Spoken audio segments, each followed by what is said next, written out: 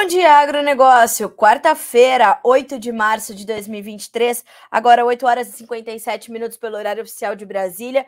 Hoje chegando um pouquinho mais tarde, porque estávamos ali, né, colhendo todas as informações necessárias para que vocês estejam bem informados na manhã de hoje.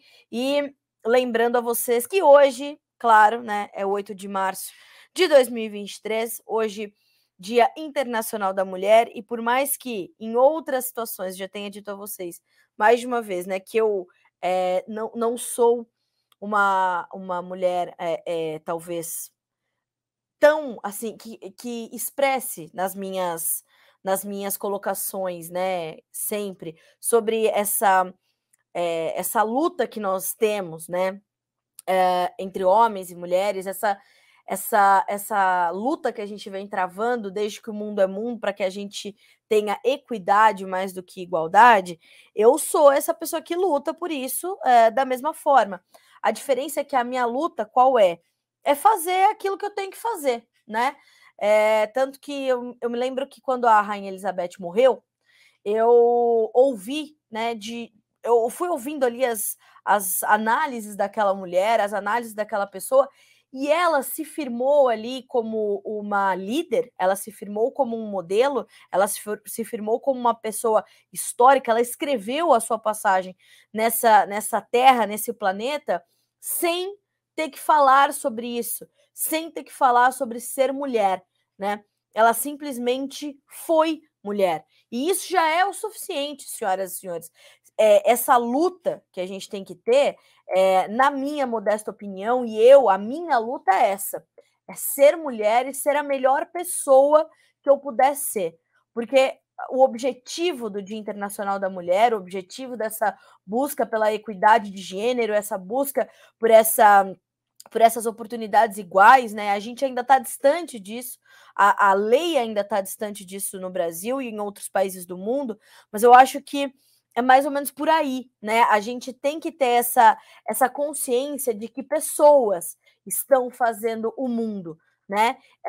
Pessoas estão construindo as gerações. E eu quero ser uma, né, conhecida, eu quero ser reconhecida como mais uma pessoa, mais uma figura, independente de ser mulher, de ter feito uma geração, de ter deixado um legado, né, para as próximas gerações, e mais do que isso, de honrar as gerações passadas, de grandes mulheres que aqui estiveram, que pavimentaram esse caminho para que hoje a gente pudesse caminhar, né?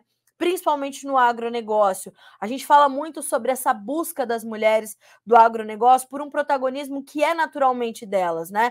Elas estão saindo agora porque elas sempre estiveram atuantes no agro, seja no Brasil, seja em outros países do mundo. A mulher, ela sempre esteve atuante no agro. A diferença é que agora elas estão ocupando papéis que estão mais à luz do protagonismo, mas o protagonismo sempre foi delas, né? Então, é isso que eu digo, assim, na minha luta, né, no meu Dia Internacional da Mulher, e eu venho de uma linhagem de mulheres muito fortes, de uma família de muitas mulheres, né? Do lado do meu pai, por exemplo, né? Todos os homens já se foram. O meu pai, por exemplo, eu perdi quando eu tinha 1 ano. Então, eu não tinha muito tempo para pensar em ser, sou mulher. Não, eu venho de uma linhagem já de mulheres muito fortes, né? A quem eu rendo todas as homenagens hoje, todas, porque a mulher que eu sou hoje é um reflexo das mulheres que elas têm sido, graças a Deus. Mas mais do que isso, a mulher que eu sou hoje, a profissional que eu sou hoje, a jornalista que eu sou hoje, e as jornalistas que eu ajudei a formar ali na redação do Notícias Agrícolas, que são meu grande orgulho, né? Vocês sabem disso, elas são reflexo também de homens importantes que tiveram ao meu lado. 3 principalmente: Daniel Olive, Alexander Horta e João Batista Olive. Esses 3 homens, eles muito me ajudaram a formar a mulher que eu sou hoje, né? Porque me deram oportunidades, não me viram como uma mulher, eles me viram como uma pessoa, como uma profissional com competência, né? E assim me deram todas as oportunidades que poderiam me dar e continuam me dando. Então, em nenhum momento eu sofri aqui dentro dessa empresa, ou mesmo assim, claro que eu sofri episódios né, obviamente, de preconceito, de desrespeito, mas isso não representa o agronegócio. Isso não representa. Porque eu fui muito, muito acolhida pelos produtores rurais, pelos profissionais de análises, consultorias, economistas, de todos os lados, e principalmente, obviamente, das mulheres, né? Eu tive a honra de ser chamada pela Andréa Cordeiro, que é pioneira em fazer tour de safra, especificamente para mulheres. Eu fui a primeira jornalista com ela no agronegócio brasileiro a cobrir esses tours de safras, especialmente para mulheres. Então, assim, eu sei o meu papel, eu não preciso dizer a vocês, as mulheres, os homens, não. É importante que nos respeitemos enquanto pessoas, né? Homens e mulheres. Nós não somos iguais. Nós não queremos ser iguais. Nós queremos que as nossas diferenças sejam respeitadas, não é? Acho que o mais importante de entender a existência de homens e mulheres é que essa existência ela é complementar. Não somos iguais. Eu não quero ser igual a elas ou igual a eles. Eu quero ser singular, mas quero que eu possa complementá-las e que elas possam me complementar. Eu quero complementá-los e quero que eles possam me complementar. Então, minha jornada enquanto pessoa é essa.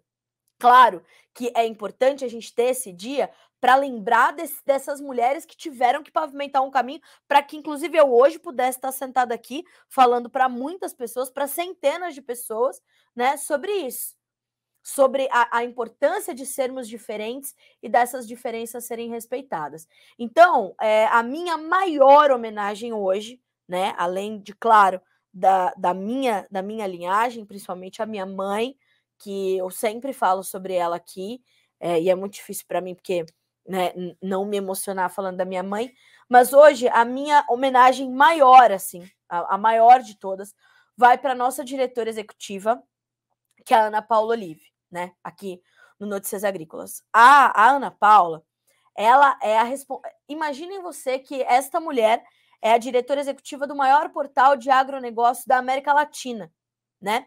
Então a responsabilidade dela é gigantesca. Ela é a responsável por garantir, né, os nossos direitos, por fazer com que os nossos deveres bem cumpridos sejam recompensados, que a gente tenha condições de todos os dias aqui chegar cedo para trazer essas informações para você, para saber que você vai receber isso da melhor forma possível. Ela é a garantidora da nossa liberdade de expressão, ela é a garantidora da nossa liberdade de opinião. Ela é o pilar forte desta companhia, que é o Notícias Agrícolas, né? Desse time todo, desde das nossas ajudantes ali da limpeza, né, dos serviços gerais, até a mais alta diretoria, que passa ali pelo Alexander, pelo Daniel, pelo João Batista Olive, é a Ana Paula. A Ana Paula é o pilar central do Notícias Agrícolas. É ali que estão concentrados todos os nossos braços que fazem com que tudo chegue para você com a melhor qualidade possível, né? E garantindo justamente isso, que é determinante, né? Vai e fale o que é preciso, Carla, Letícia, Virgínia, né? Vá e façam o que for preciso e necessário. Equipe do comercial, hoje o Notícias Agrícolas tem uma equipe majoritariamente feminina, graças a Deus e graças a Ana Paula. Mas mais do que tudo isso, a Ana Paula, ela é acolhimento, né? A Ana Paula, ela tem ali um coração completamente dividido entre o pragmatismo e esse acolhimento, essa emoção, características de uma líder, né? Líder, ela é líder, ela nasceu para liderar. Então, Ana, para mim, super.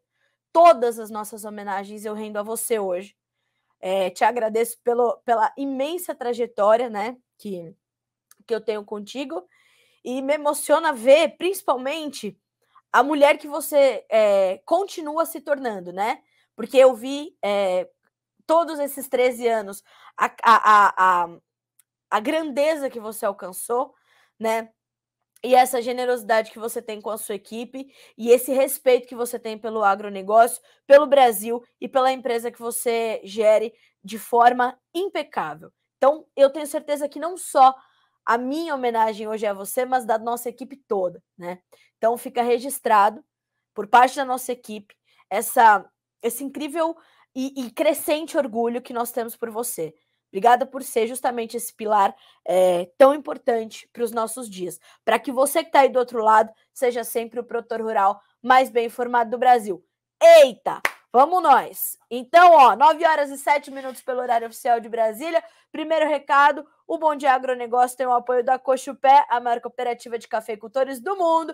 E Letícia Guimarães nos acompanha pela redação do Notícias Agrícolas. Hoje, certo que eu deveria ter falado no Instagram, agora estou pensando, mas hoje não estamos no Instagram, ali por uma dificuldadezinha técnica, amanhã tudo normalizado. Quero já agradecer aqui o pessoal da V Moreira Agronegócio do Matopiba, que me mandou aqui uma mensagem muito, tô até gaga, muito emocionante. Obrigada, viu? Essa força e essa determinação que vocês veem em mim é um reflexo do respeito que vocês têm pelo meu trabalho. Obrigada. E também agradeço ao Jonathan e também ao Danilo. Eita!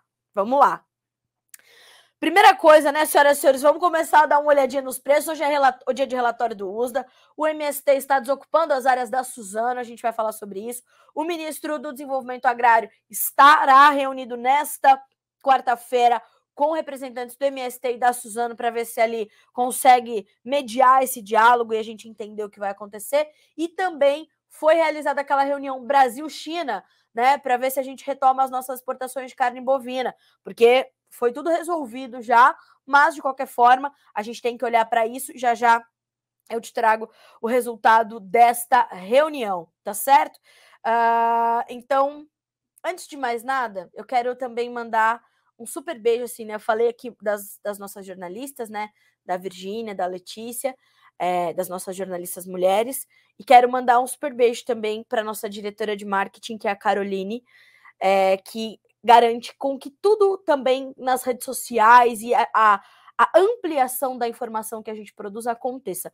A Carol, ela é, assim, para mim, né, a gente trabalha muito juntas, assim, e eu quero também fazer muitas e muitas homenagens à Carol, porque ela tem uma dedicação com essa empresa também que é fora do comum. Então, assim, Carol, parabéns pela tua força, pela tua resiliência, né? E aí vou estender também o meu beijo enorme para a Laru, que é nossa gerente administrativa, né? E também um pedaço imenso do meu coração.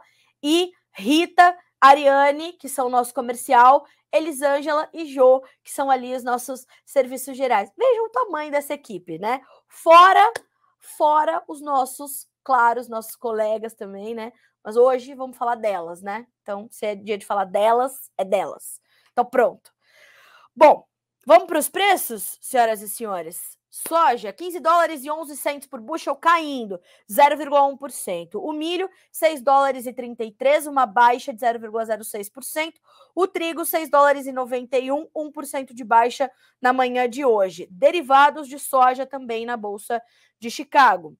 Nós temos o óleo de soja subindo 0,4% para 5.800 mais 88 por libra-peso.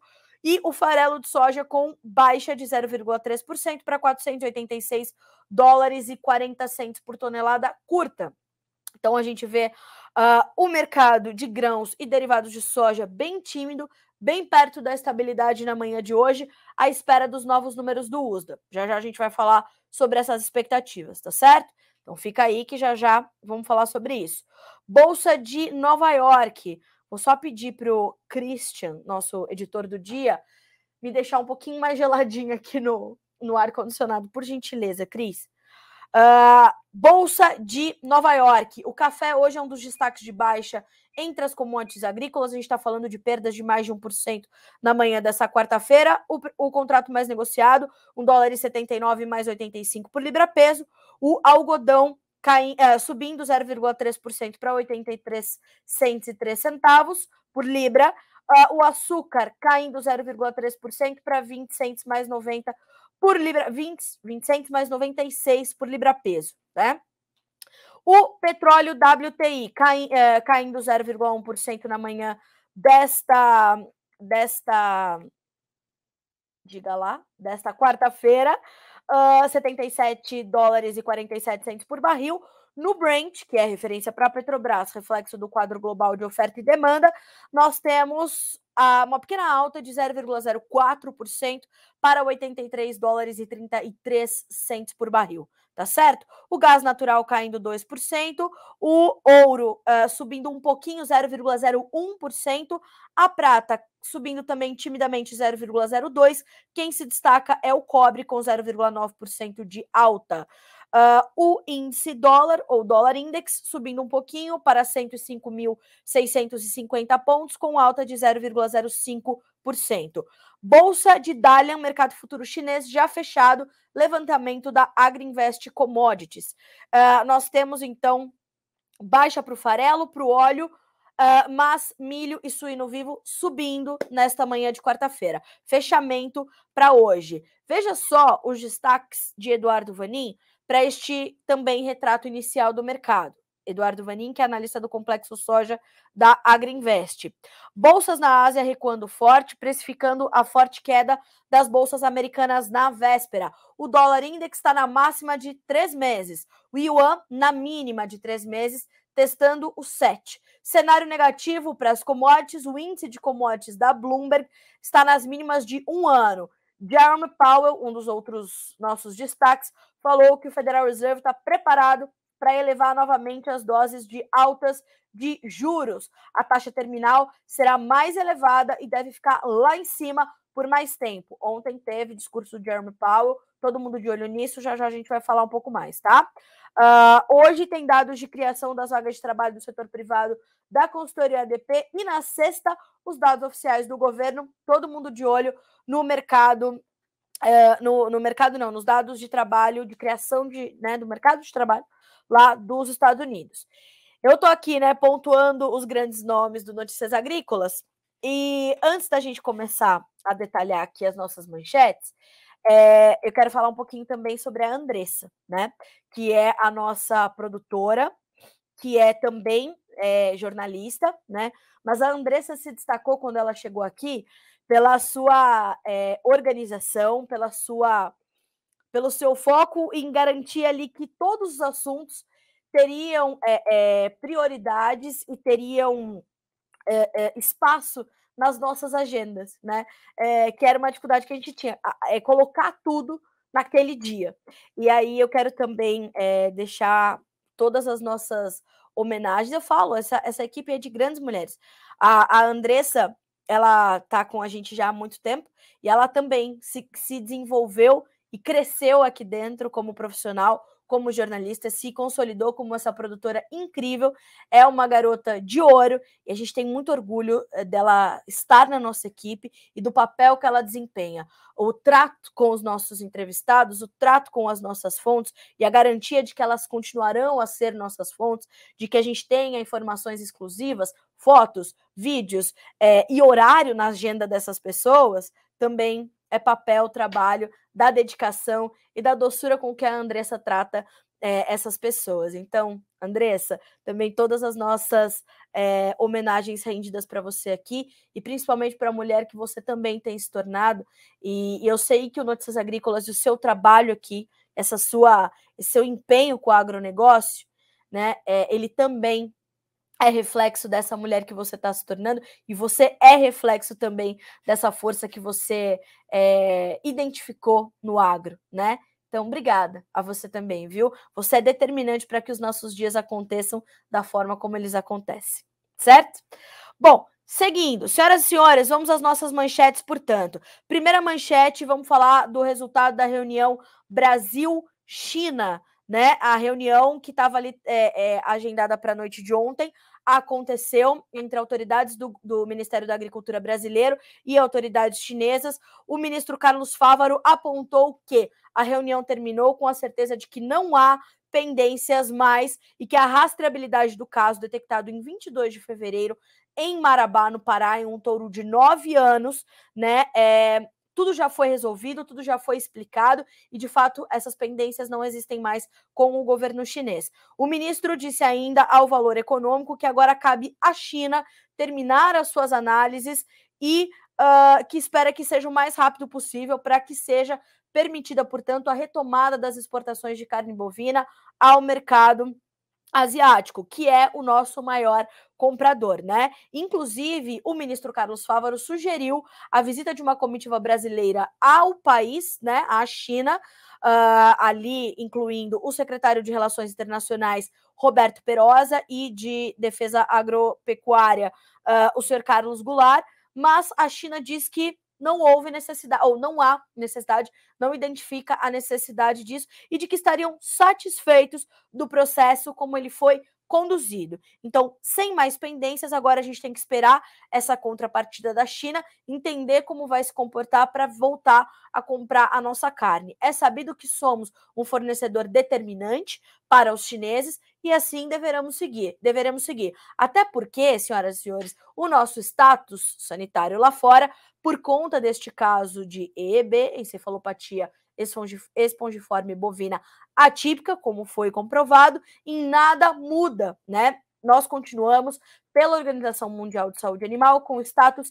de risco insignificante sobre o mal da vaca louca, ainda mais sendo este um caso atípico, tá? Então tá tudo certo, tudo dentro do protocolo e, claro, o governo deverá pedir mudanças e revisões nestes acordos comerciais, nestes protocolos com a China para a carne bovina. Estamos acompanhando os desdobramentos e já a gente deve ter uma nota oficial do Ministério da Agricultura sobre mais resultados desta reunião entre autoridades chinesas e brasileiras, liderada ali pelo ministro da Agricultura, Carlos Fávaro, tá certo? Bom, continuando por aqui, nós temos ainda novidades sobre a questão da ocupação de terras pelos membros do MST a áreas da Suzano, papel e celulose. Os líderes do movimento Sem Terra começaram, então, na tarde de ontem, a desocupar as terras da Suzano, que estavam ali ocupadas em 3 municípios da Bahia. São áreas produtivas, de geração de empregos, de produção de eucalipto, e que foi ali, né, determinado pela justiça que, então, esses manifestantes deixassem o local. Começou a acontecer essa reintegração de posse, então, ontem, mais uma vez determinada pela Justiça Baiana, foi feita de forma pacífica, segundo o que é possível ser apurado até esse momento, acompanhada por assistentes sociais, policiais militares e seguranças da Suzano. Segundo os líderes do MST, os trabalhadores que saíram dessas áreas seguiram para acampamentos vizinhos. A Suzano voltou a se posicionar e declarou que não houve descumprimento de sua parte do acordo, um acordo que teria sido firmado ali em 2015 para garantir, né, a disposição de terras para assentar 650 famílias ali na região que foi invadida na Bahia, né? A Suzano se posicionou e falou que não houve descumprimento de sua parte e disse ainda que a demora na destinação das terras se deu por atraso do INCRA, o Instituto Nacional de Colonização e Reforma Agrária. Então, a gente está observando essa situação. Aí eu vou puxar já o gancho para a nossa próxima manchete, que é uma reunião do ministro Paulo Teixeira, do Desenvolvimento Agrário e Agricultura Familiar, com, nesta quarta-feira, dia 8 de março, representantes da Suzano e também do próprio MST para discutir as soluções para essas recentes invasões a propriedades da empresa. O MST volta a afirmar que a Suzano não cumpriu com a sua parte do acordo, né? E a Suzano, volto a dizer, diz que não, que houve essa situação. É claro que há uma discussão muito intensa em torno disso, né? E o ministro Paulo Teixeira está em cima do caso desde que as invasões começaram, porque já era sabido, né? Então, logo Lula foi eleito, na verdade, logo que Lula passou para o segundo turno, ao lado de Jair Bolsonaro, e depois sendo eleito em 31 de outubro, né? O que já se observava eram os grandes líderes do MST falando que a luta ia ser retomada e que, de fato, o movimento ia recuperar a sua força, ia voltar ao campo. E, de fato, isso tem acontecido. Tanto que, mesmo com essa reunião organizada para esta quarta-feira, entre o ministro, né, do MDA, o ministro do Desenvolvimento Agrário, Paulo Teixeira, representantes da Suzano e do MST, fora, claro, todo um trabalho que tem sido feito na esfera de governo federal para ter respostas a essa questão da reforma agrária, as lideranças do MST disseram, né, ao portal da CNN que deverão ocorrer dezenas de invasões Brasil afora em abril, caso o governo não apresente um plano nacional de reforma agrária que contemple um cronograma de assentamentos durante todo o governo Lula. Nas contas do movimento, há cerca de 100 mil famílias acampadas no Brasil, das quais 80% são vinculadas ao MST. A maior parte se situa na região Nordeste.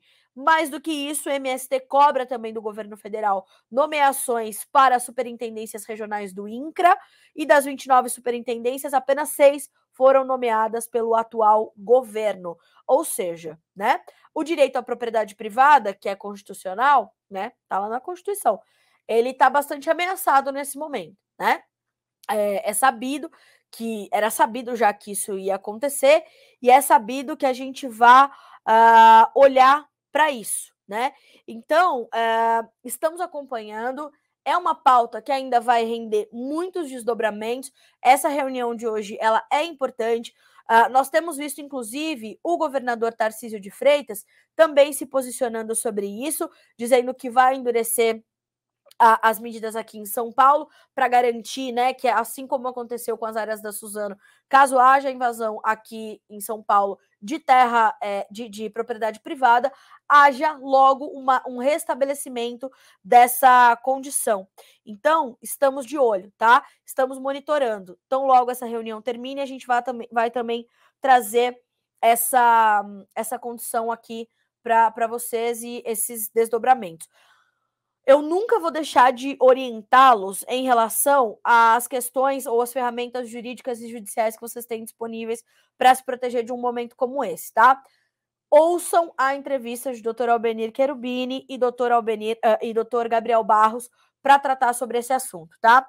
O ministro Carlos Fávaro esteve na abertura da Expo Direto Cotrijal, tem um depoimento dele, tem a fala dele aqui, né, acompanhada ali pelo jornalista Guilherme Dorigatti. E, de fato, a gente tem essa situação do ministro, né, dizendo que o governo não irá admitir a invasão de terras produtivas. E ele foi questionado, claro, né, sobre as terras improdutivas, porque se elas forem propriedades privadas, elas também não poderão ser invadidas. Então, certamente, o ministro ainda deverá se manifestar sobre isso, o governo federal deverá continuar se manifestar sobre isso, mas esta é uma pauta que vai continuar a permear todas essas discussões e todo o agronegócio brasileiro. O produtor brasileiro tem um histórico, né, triste com essa questão, sabe? A gente vem recebendo relatos aqui no Notícias Agrícolas, no Bom Dia Agronegócio, de produtores que tiveram suas áreas invadidas, né? Então, realmente, é bastante difícil, é bastante complicado. Mas, como eu falei, toda a informação que a gente puder dar a vocês, nós iremos dar, tá certo? Então, a gente vai continuar a acompanhar toda essa situação por aqui. Bom, na sequência, ainda falando um pouquinho de Brasília, ontem tomou posse a nova diretoria da Frente Parlamentar da Agropecuária em uma cerimônia em Brasília, com nomes importantes, e eu separei aqui algumas falas desses líderes, né, que estão ali à frente agora da bancada, e a gente está falando de uma bancada considerável, uma bancada fortalecida depois das eleições de 2022 para a Frente Parlamentar da Agropecuária, tá? Então a gente está falando de uma bancada, eu vim até buscar aqui um número do tamanho dessa bancada. Deixa eu ver se eu vou conseguir contabilizá-la aqui. Inclusive, a ministra Tereza Cristina, ela disse ainda, né, pauta do agro vai dar trabalho, mas bancada ruralista está forte. Queria achar aqui um número que eu separei para vocês do tamanho da nossa bancada lá em Brasília. Não vou encontrar, mas não tem problema. Vejam só as falas que eu separei aqui dessa diretoria empossada ontem, sob o comando de Pedro Lupion, deputado federal, que é o presidente da frente, né? O deputado federal Arnaldo Jardim, do Cidadania, disse assim: o agro é pluripartidário, o nosso setor representa o Brasil, o nosso setor é a diversidade, é inovador. Fecha aspas para o deputado Arnaldo Jardim. Senadora Tereza Cristina, pelo PP do Mato Grosso do Sul, ex-ministra da Agricultura, sempre ministra, aliás, ministra, todas as nossas homenagens para a senhora também nesse 8 de março. Juntos continuaremos fazendo do Brasil uma potência agroambiental com segurança jurídica e paz no campo, tá? O Zequinha Marinho, senador da República pelo PT, PT do Pará, é isso? Pelo PL do Pará. Essa união trouxe o setor ao patamar de referência e liderança. É a união que necessitamos, especialmente a partir deste ano, para não permitirmos que o nosso agro perca o que conquistou com tanto esforço. Fecha aspas para Zequinha Marinho. Temos também as palavras do ex-presidente da FPA, o deputado federal Sérgio Souza, do MDB do Paraná. O agro não tem lado.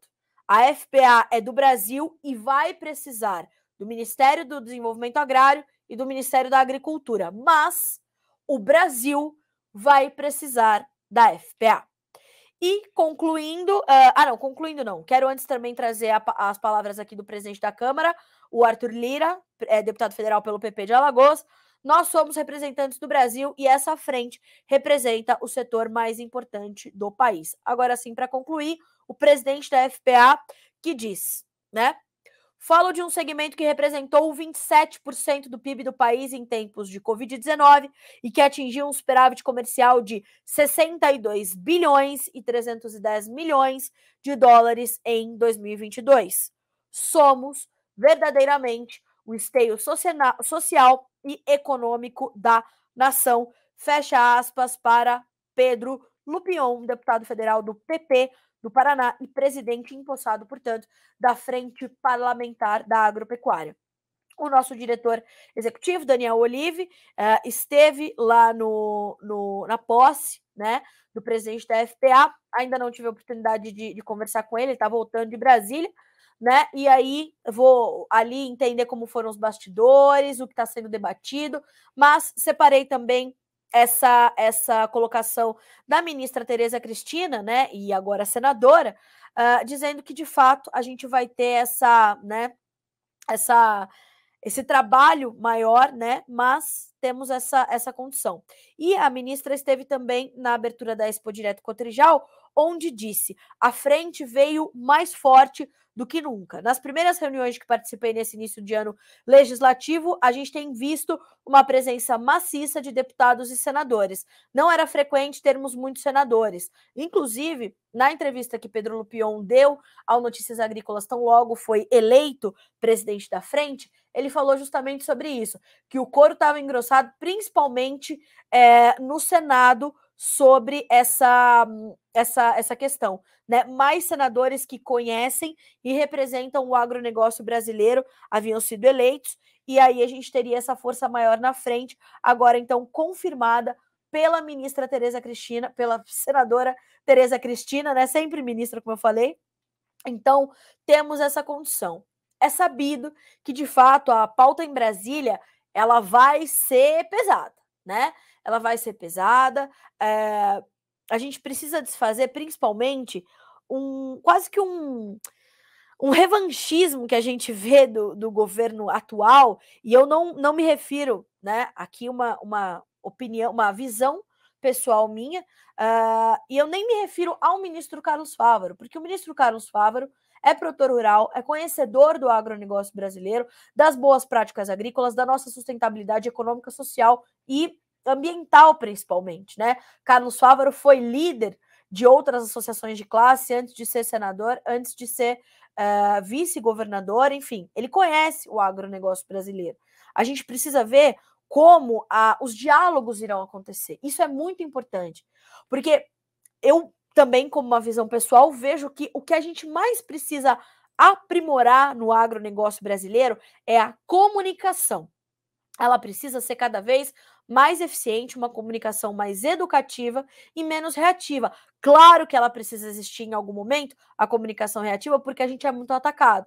Mas a gente precisa aprimorar, afinar o discurso para que a gente possa ter, então, esse entendimento, que a gente possa alcançar mais pessoas. E acho que esse vai ser também um papel importante da frente da agropecuária nesta nova gestão, e eu espero que realmente seja uma prioridade, né, a gente garantir que principalmente as notícias que cheguem ali do Congresso, elas sejam bem comunicadas à população, né, à mídia, para que a gente possa levar à população. Então, isso é muito, muito importante, tá certo?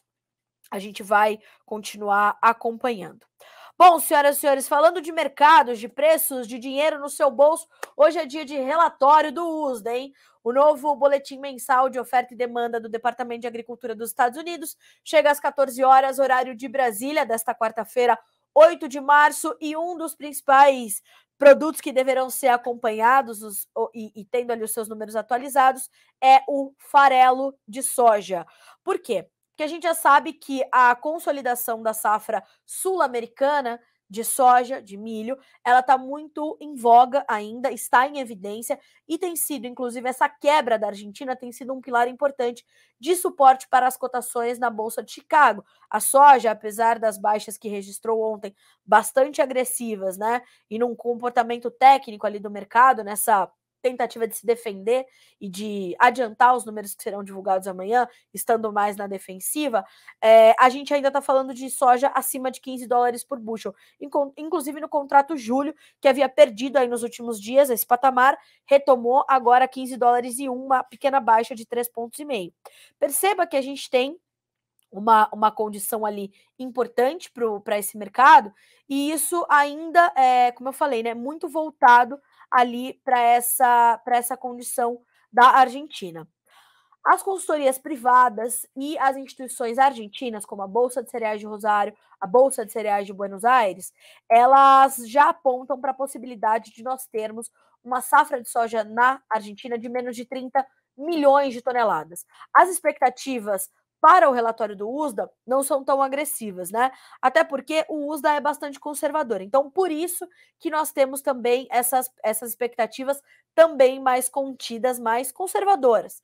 Então, a gente está falando de números que variam para a produção de soja da Argentina, vou buscar aqui a retomada, né? A produção sendo esperada de 32 a 40 milhões de toneladas, a média esperada para a safra argentina de soja é 36,7 milhões de toneladas. Ainda no ano passado, no mês passado, o USDA estimava 41 milhões. Então vamos entender que a gente venha para 37 milhões de toneladas, 36,7 milhões de toneladas. Não tem como a gente ter um mesmo volume de soja processado pela Argentina se a gente alcançasse uma safra de 41 milhões ou se a gente alcançasse a safra inicialmente projetada ali perto de 50 milhões de toneladas, né? Até 50, 52 milhões foram estimadas. Então, deverá haver uma revisão também nos números do processamento de soja pelos argentinos e também pelas exportações de farelo, né? Essa é uma perspectiva trazida pelo Ronaldo Fernandes, analista de mercado da Royal Rural, né? Uma entrevista que deu Notícias Agrícolas nessa semana, nessas expectativas pelo relatório do USDA, e nós devemos ter esse corte, então, aí na produção de farelo e, naturalmente, nas exportações. Segundo o Ronaldo, ainda, o Brasil poderia, nesta temporada, superar pela primeira vez a Argentina na exportação de farelo de soja, porque temos uma bela safra que atende adequadamente ao abastecimento interno e as exportações. Então, olhar para os números do farelo hoje vai ser muito importante e ele deve trazer ali, caso esses dados mudem e a gente veja essa correção efetiva acontecer, a gente deve ver, claro, um reflexo sobre os preços. Então, olhar para os números do farelo hoje será determinante, tá certo? Estoques finais norte-americanos também são números que precisam ser acompanhados. Os estoques finais, segundo os analistas e consultores, podem ser revisados para baixo. A média esperada é de 5,9 milhões de toneladas, não muito distante do número de fevereiro, que é de 6,1 milhões, e o intervalo para essas expectativas é de 5,4 a 6,8 milhões de toneladas. Se ele vier mais para a mínima das expectativas, ou abaixo delas, a gente também pode ver uma reação do mercado. Os Estados Unidos, eu tenho falado muito sobre isso aqui também, já comprometeram cerca de 90% do seu volume estimado para ser exportado esse ano.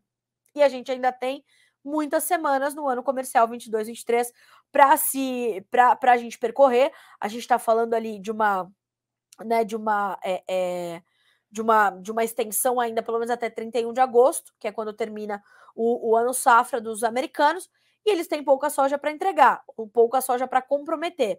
Os embarques também estão acima do mesmo período do ano passado, mas o programa de exportação está muito acelerado. Então, ou a gente vai ter que ver hoje as exportações serem corrigidas para cima e os estoques para baixo, ou só os estoques para baixo, mas alguma coisa eles vão ter que mudar para a conta fechar, né? Vamos ver como é que isso vem.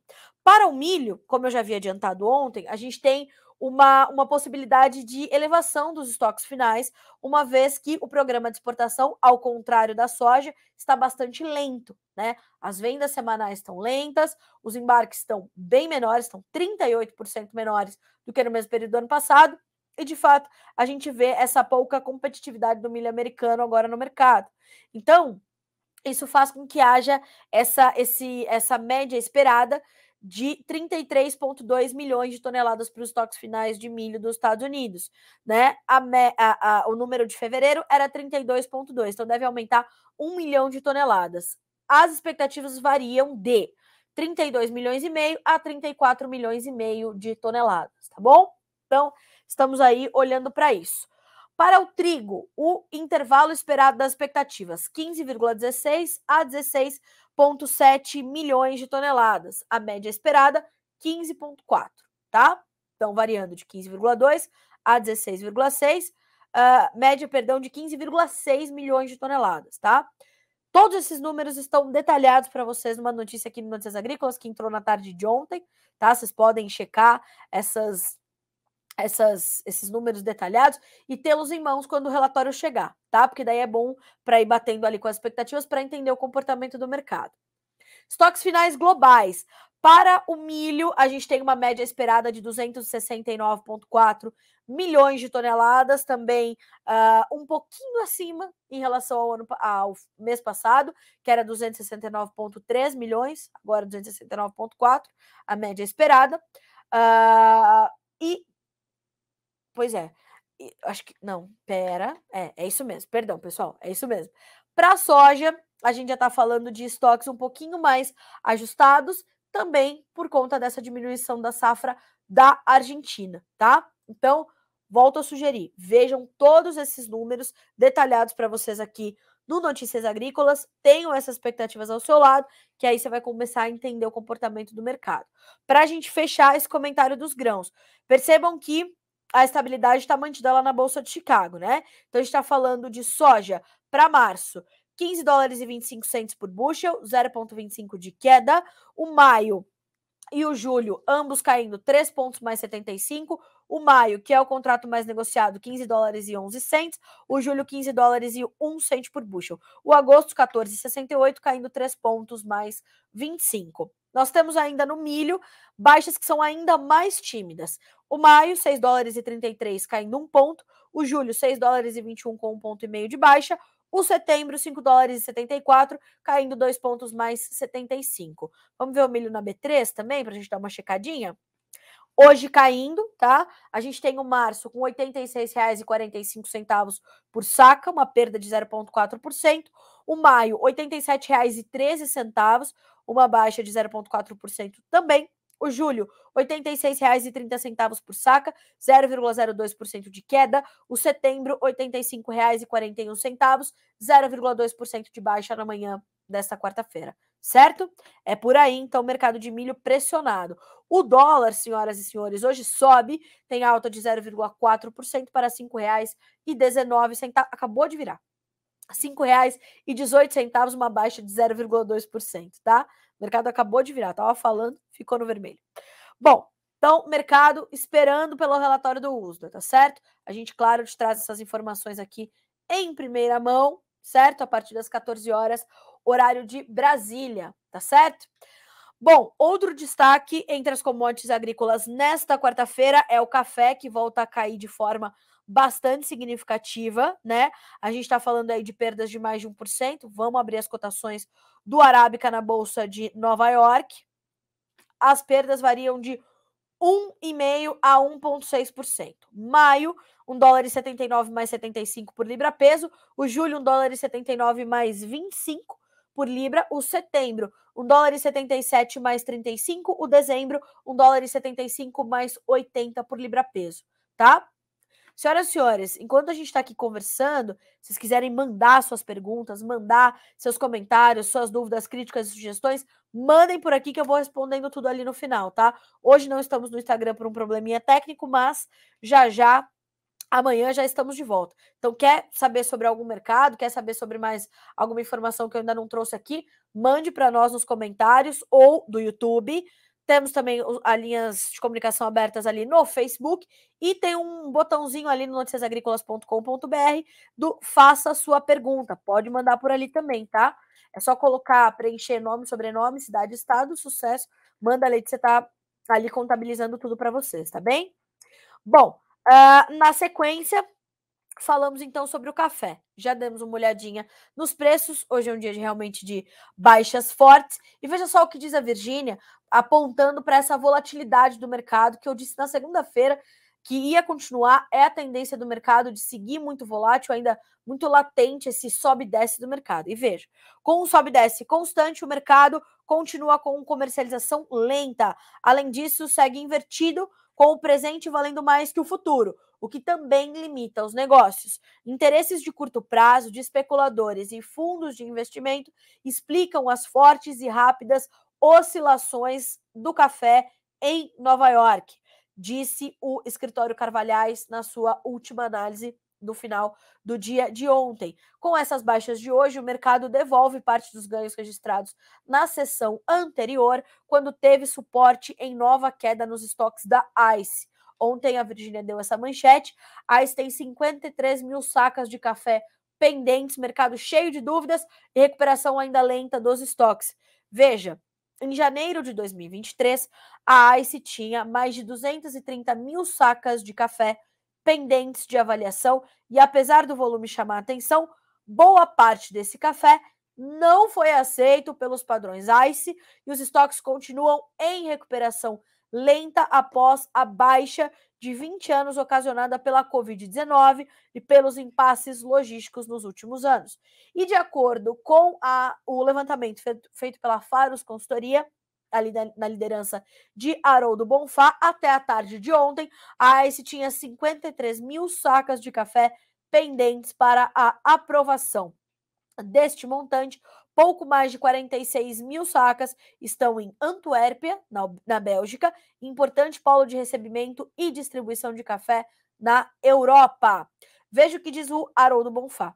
Com aquele volume de mais de 230 mil sacas, o mercado teve uma pressão muito grande. A ICE não certificou tudo e não se viu esse volume de café em nenhum outro lugar, tá?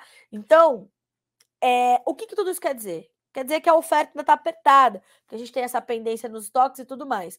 Mas que, de outro lado, a gente tem uma influência fortíssima do macro cenário, dos fundos investidores fazendo dinheiro, desse sobe e desce das cotações, que vai promover mais lucro para esses fundos investidores. Então, o mercado vai sentir, ora, a força dos seus fundamentos, ora, essa interferência do financeiro, do macro cenário e de tudo isso que a gente consegue observar por aqui.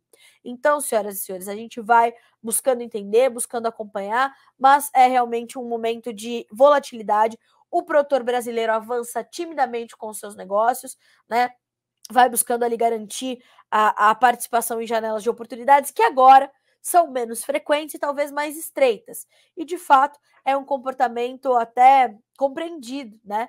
Porque como é que vamos avançar com os negócios, pratos culturais atrasados em algumas regiões, incerteza sobre a safra 23 ainda, incerteza sobre a safra 24, problemas climáticos que foram acumulando perdas ali e fragilidades para o nosso parque cafeeiro. Então, a gente está falando de um mercado que está se reconstruindo, está se redesenhando. Os efeitos da pandemia para o mercado do café e para o comércio global de café, eles foram bastante profundos, né? A logística, ela comprometeu muito, né? Houve aquela crise de containers, falta de containers, fretes marítimos nas máximas das máximas da história do planeta. Então a gente teve ali um acúmulo de problemas para a cafeicultura global, e eu não falo só para a produção, eu estou falando para toda a cadeia de produção, distribuição e escoamento. né? Então, a gente está falando de problemas que ainda estão sendo resolvidos, mas que, ao mesmo tempo, as safras vão se recuperando nas principais origens, e a gente vê, portanto, essas interferências pontuais, diárias e semanais nos preços. Por isso, como explicou o Haroldo, justificando essas rápidas e intensas oscilações no mercado de café. Vale para também, claro, o Conilon, mas o Arábica vai sentir um pouco mais agressivamente, ok? Ótimo. Senhoras e senhores, ainda falando sobre as questões macroeconômicas, a gente tem que olhar muito atentamente as últimas declarações do senhor Jerome Powell, presidente do Federal Reserve, Banco Central norte-americano, porque ontem ele veio a público e disse que o Banco Central norte-americano pode muito bem revisar em sua próxima reunião de política monetária o ponto final de parada do aumento dos juros. Abre aspas, para o principal banqueiro do mundo. Os dados que vimos até agora, e ainda temos outros dados a ver, ainda temos dados significativos para ver antes da reunião, sugerem que a taxa final que definirmos pode muito bem ser maior do que a que definimos em dezembro, tá? Na reunião de política monetária do Federal Reserve em dezembro, as autoridades definiram um pico da taxa básica de juros em 5,1% para este ano. A atual faixa da taxa básica está entre 4,5% e 4,75%, e quase certamente será elevada na reunião do Comitê Federal de Mercado Aberto no final deste mês, quando as autoridades também atualizarão suas previsões para a economia e a política monetária. E parte desses dados fortes, relevantes, importantes, que têm que ser acompanhados ali antes da definição, são esses dados do mercado de trabalho que saem hoje por uma consultoria privada e sexta pelos dados oficiais do governo, né? Mais os dados de inflação, mais a questão do preço dos alimentos, dos combustíveis e por aí vai. O importante é sempre a gente garantir que haja um monitoramento sobre isso, porque essa elevação da taxa de juros nos Estados Unidos, ela acaba sendo um fator negativo para as commodities, porque aí o dinheiro vai migrar, vai sair, né? Vai haver uma venda de posições de uma forma rasa, tá, pessoal? E o fluxo de dinheiro vai para ativos como, por exemplo, títulos da dívida americana, do Tesouro Americano, e ativos que sejam mais rentáveis naquele momento diante de uma taxa de juros que nos Estados Unidos pode alcançar 6%, de acordo com algumas previsões, algumas projeções ali de consultorias privadas. Então, olhar para a questão dessa política monetária e para o futuro dos juros nos Estados Unidos será realmente muito importante. E o mercado espera que o Federal Reserve promova um aumento de 0,5 ponto percentual nos juros neste mês de março. Vamos saber como é que fica isso, né? Então, vamos olhar e vamos acompanhar, porque vai impactar no nosso dia a dia, vai impactar no comportamento das commodities, e o mercado está muito atento a essas falas e principalmente as entrelinhas dos discursos sempre de Jerome Powell. Ele dá muitos sinais ali para o mercado vai tentando antecipar as decisões do Federal Reserve. Vamos ver como é que isso vai se desenhando aí na sequência, né, nas próximas semanas, à medida em que essas informações forem se confirmando e se desenhando, tá? Como é que elas vão chegar ao mercado. Então, olhos vivos sobre, como eu disse, o principal e mais importante banqueiro do mundo, né? O presidente do Banco Central norte-americano. Bom, senhoras e senhores, agora são 9 horas e 51 minutos pelo horário oficial de Brasília. O JM, preço da soja em Mato Grosso para abril. Olha, é difícil dizer porque a gente vai depender do dólar e vai depender dos prêmios, tá? Prêmio para abril ainda está negativo. Deixa eu só confirmar aqui. A gente vai fazer uma conta rápida para ti, tá? Prêmio para abril subiu um pouquinho, 5 cents positivos. Ó, tem um espacinho ali no nosso site que é o Calcule Seu Preço. Está logo abaixo das cotações de Chicago, tem um botão amarelo, você clica lá. Vamos colocar aqui a soja para maio, que está 15 dólares e 11, o prêmio para abril, que está 5 positivo, e um dólar de agora, que está 5,18, tá? A gente está falando de uma saca de soja, paridade de exportação, tá, pessoal? R$ 173,19 por saca. R$ 173,19 por saca. O que você vai fazer, JM, que me pediu aqui no YouTube? Nessa tela, você consegue ali preencher, né, nesses campos dessa calculadora que a gente desenvolveu aqui, as suas despesas, os seus custos, as suas despesas logísticas, e isso vai te garantir ali uma indicação, né, do seu preço aí no interior, tá? A paridade na sua região. Então, vamos colocar aqui um frete em reais por tonelada de R$ 520, foi o último número que eu apurei, numa rota Sorriso-Paranaguá, Sorriso-Santos, por exemplo. A gente está falando de uma saca que vai liquidar para você no Mato Grosso, considerando soja, maio, Chicago, um prêmio para abril, $1 de 5,18 e R$ 520 de tonelada por custo no frete, tá? A gente está falando de uma saca de soja no Mato Grosso em R$ 141,98 por saca, tá? Referência indicativo. Precisa colocar ali todas as suas despesas. Estou fazendo uma conta rápida, né? Preciso conhecer as suas particularidades ali, mas ter olho vivo, como eu sempre falo, nas janelas de oportunidade que vão se abrindo. Ontem conversei com o Vlamir Brandalize no final do dia, para o fechamento de mercado, e ele disse o seguinte: Carla, teremos várias janelas de oportunidade, como é típico para o Brasil. A gente é o maior exportador mundial, temos uma boa demanda interna prevista para esse ano, devemos ocupar uma janela importante ali na exportação de farelo e óleo, que deverá ser deixada pela Argentina por conta da sua quebra de safra, mas não dá para todo mundo e toda a safra ser carregada para ser comercializada no segundo semestre. Por exemplo, no começo dele, principalmente quando a gente tem a entre safra ali dos americanos, porque daí vai ter um entupimento de oferta e o preço pode ceder ainda mais. Então, é fazer suas contas e saber que momento é esse para você, que momento é esse para o seu mercado.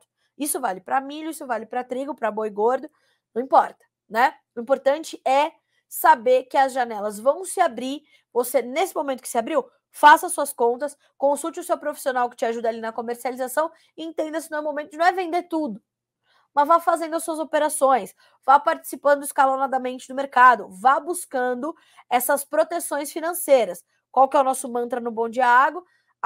Mercado subiu, vamos participar da alta. Mercado caiu, estamos protegidos da baixa. Esse é o mantra desta abertura de mercado, tá certo? É mais ou menos por aí.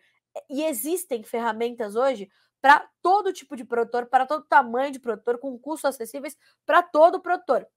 O importante é buscá-las, entender qual delas se aplica melhor à sua gestão e ao seu momento, porque pode ter mais de uma ferramenta que se aplique ao teu momento de mercado. Você vai usar uma agora, vai usar um hedge lá na frente, vai usar um barter para travar parte dos seus custos 23, 24. Então é olhar para isso, tá? É olhar para isso. Inclusive, os custos de produção da safra nova estão dando boas oportunidades de negócios aí para quem tem condições de já fazer compras de fertilizantes, deu boa oportunidade, químicos deu boa oportunidade, principalmente ali com como é que é o nome daquilo? Glifosato, tá? Então, é isso, tá? É olhar para essas janelas, tá bem? Quero muito agradecer aqui, para a gente caminhando para o final, as mensagens da Carol e da Letícia, né, da nossa equipe aqui no YouTube. E realmente a gente tem uma equipe muito fortalecida, né? Uma equipe forte, de mulheres fortes, ainda bem. E também trazer aqui alguns alertinhas do CPEA sobre arroz com oferta e demanda equilibradas. Preços têm apenas leves alterações, o mercado vinha pressionado, me parece que conseguiu encontrar ali uma certa estabilidade. Café, cotações do Arábica e do Robusta oscilam no Brasil e dólar tem leve queda frente ao real, antes de mais falas de Jerome Powell. Foi o que eu falei. Atenção, olho vivo no homem, que é o principal banqueiro do mundo. Atenção total, tá bom? Senhoras e senhores, agora são 9h56 pelo horário oficial de Brasília. A gente vai concluindo por aqui a nossa edição dessa quarta-feira, dedicada às mulheres do Brasil e do mundo, às mulheres do agronegócio brasileiro, principalmente, que são especialmente fortes, né? E carregam bagagens especiais também, e por isso fizeram toda a diferença para que nós estivéssemos aqui até agora. Então, obrigada a você que esteve conosco até esse momento. A nossa programação continua para que vocês sejam sempre os produtores rurais mais bem informados do Brasil, e a gente volta a se encontrar Amanhã, aí sim, também no Instagram, tá certo? Instagram, YouTube, Facebook, noticiasagricolas.com.br, tudo para que vocês sejam sempre os produtores e produtoras rurais mais bem informados do Brasil. Até amanhã.